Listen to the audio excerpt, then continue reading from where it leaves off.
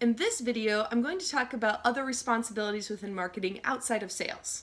Now, when I've taught marketing classes before, I often have a lot of students in the classroom who had not considered a career in marketing before. And when I ask, what if you could summarize marketing in one word, what would that word be? The number one word that I hear is sales.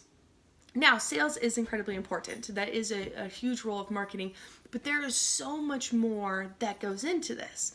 When my husband and I were dating, he would often give me, while very lighthearted and good-natured, grief about what I did as a marketer, and he would jokingly say, well, that science isn't real. It's junk science. It's witch science.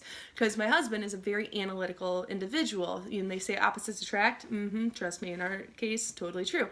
And he decided that he was going to go back to school to get his master's degree. And when he was in his master's program, he actually had to take a marketing class.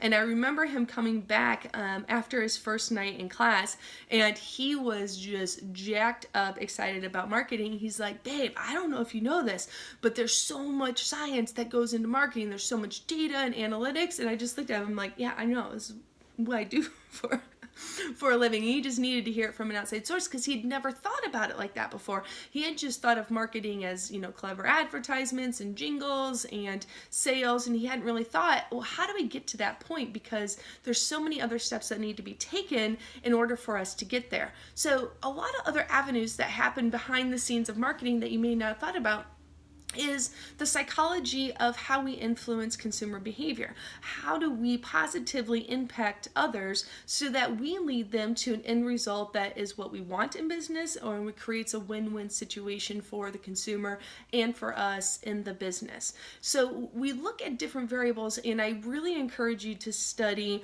the psychology of how a grocery store is set up, because it's truly a fascinating example of how well stores know us. They know, for example, the number one thing that people go into the store for are bread and milk. That's why those things are located in the back of the store, because then you have to walk through the whole store.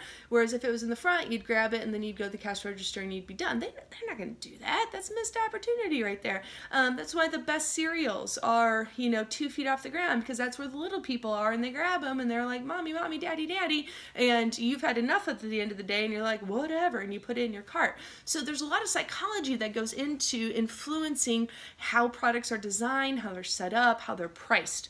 Another one even goes along with engineering. That, again, there's different types of engineering, and that can go into how products are designed, how they're manufactured, how do they actually come to fruition as well.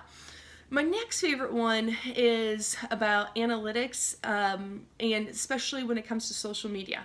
I personally feel that, especially when it comes to marketing, that this is going to be an area that just grows in ways that I can't even measure in the next several years, if not well further and beyond. The online social behavior that we have nowadays allows for businesses to track data on us in ways that has never ever been used before. Before the mass use of the internet, online shopping, just anything that we do that uses our phones or our computers or our credit cards, that we never used to use those things in a transaction. We'd walk to a store or drive to a store, we'd pay cash, we'd leave with our purchases, and there was really no way for businesses to accumulate data on us. Now there is, because every time that we do something online, it leaves a paper trail behind us, if you will, that allows business to analyze that. One thing that I recently learned, well, within the last year or so, was how in-depth Facebook analytics are. It's absolutely mind-blowing when it comes to the power of what Facebook can do for businesses. The average marketing company has about 300 data points on us as consumers, while Facebook has over 100,000 data points.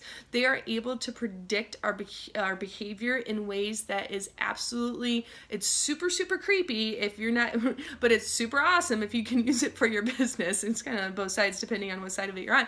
So for example, Facebook can predict with 94% accuracy if someone is going to move in the next 6 months. Now, I work in real estate, and so that's an analytic that I follow closely. So when I'm marketing my business and I am marketing my real estate services, I am able to go into a very specific area to a very specific audience, and with a 94% certainty that they're going to move in the next 6 months, and market my business to just those people. I don't have to mass market to everybody on Facebook or everybody in Kansas City where I live, that, and hope that it sticks. I can get my marketing and my advertisement, because of the analytics and all of the analysis and data gathering that goes on behind the scenes. That's a whole nother career path that allows me to make that my marketing plan that much more specific. And that's just one example.